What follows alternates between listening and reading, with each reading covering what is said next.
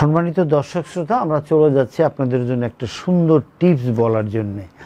Tips এটা প্রায় রোগীরাই আমাদেরকে এসে বলে।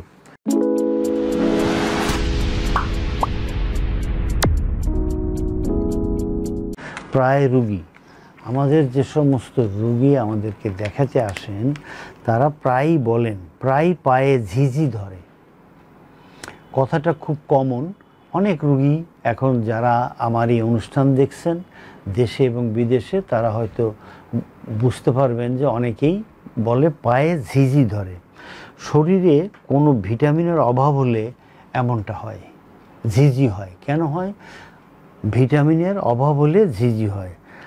কোন ভিটামিন? বিশেষজ্ঞরা এবং যারা রিসার্চ করেন, গবেষক যারা, তারা বলেছেন ভিটামিন B12 দেহের জন্য অপরিহার্য উপাদানগুলির মধ্যে অন্যতম উপাদান। যারা নিরামিষ খান তাদের মধ্যে এই ভিটামিনের ঘাটতি বেশি দেখা যায়, আর এই ভিটামিনের ঘাটতি হলে ঝিঝি হয়। এই ভিটামিন নানাবিধ অসুখকে প্রিভেন্ট করে বা ঠেকিয়ে রাখে। শরীরে ভিটামিন B12 এর ঘাটতি তৈরি হলে অ্যানিমিয়া, ডায়রিয়া, পেপটিক আলসার, কোষ্ঠকাঠিন্যর মতো সমস্যাও দেখা দিতে পারে। শুধু ঝিঝি নয়, এইগুলো হতে পারে। এই ভিটামিন মানসিক অবসাদ কমায়, চুল, নখ ও ত্বক ভালো রাখে, হাড়ের স্বাস্থ্যের যত্ন নেয়, অর্থাৎ হাড়ও ভালো রাখে, শরীরের হাড়কে।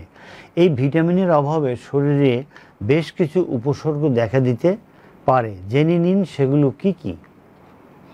ভিটামিন B12 শরীরের স্নায়ুর কার্যকারিতা বাড়ায়, তাই এই ভিটামিনের ঘাটতি হলে পায়ে ঝিঝি ধরার মতো সমস্যা হতেই পারে। এছাড়া দীর্ঘক্ষণ এক জায়গায় বসে থাকলে অনেকের পা অসাড় হয়ে যায়। এটিও কিন্তু শরীরে ভিটামিন B12 এর ঘাটতির লক্ষণ হিসেবে ধরা হয়। শরীরে ক্লান্তি ভাব, যে কোনো কাজ করার প্রতি অনীহা, এই ভিটামিনের অভাব। এই ভিটামিন পূর্ণ থাকলে তাহলে এই অনীহা হয় না, বা কাজ করতে অনীহা প্রকাশ করে না লোকজন, শরীরে ক্লান্তি আসে না। এছাড়া নিঃশ্বাস নিতে অসুবিধা, ত্বক বিবর্ণ হয়ে যাওয়া, স্পন্দন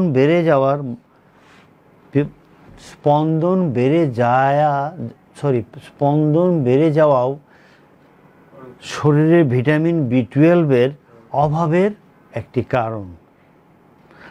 নিরামিষ খাবারে এই ভিটামিনের পরিমাণ কিছুটা কম থাকে।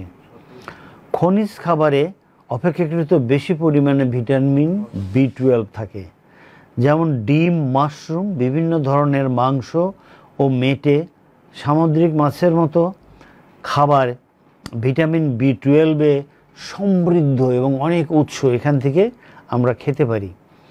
এছাড়া আরও কয়েকটি খাবারে ভিটামিন B12 পাওয়া যায়। যারা নিরামিষ খান তারাও সেগুলো অনায়াসে খেতে পারেন।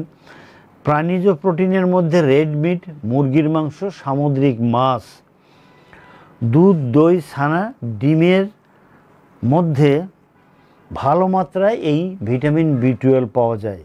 সুতরাং ভিটামিন B12 জাতীয় খাবারগুলো বেশি খান এবং প্রতিদিন এক্সারসাইজ করবেন এর সাথে, অর্থাৎ আপনি স্ট্রেচিং করবেন। স্ট্রেচিং করলে এই কষ্ট থেকে আশা করি আল্লাহ পাক আপনাকে ভালো রাখবেন। ধন্যবাদ দর্শক, এই ছিল আমাদের আজকের এই টিপস।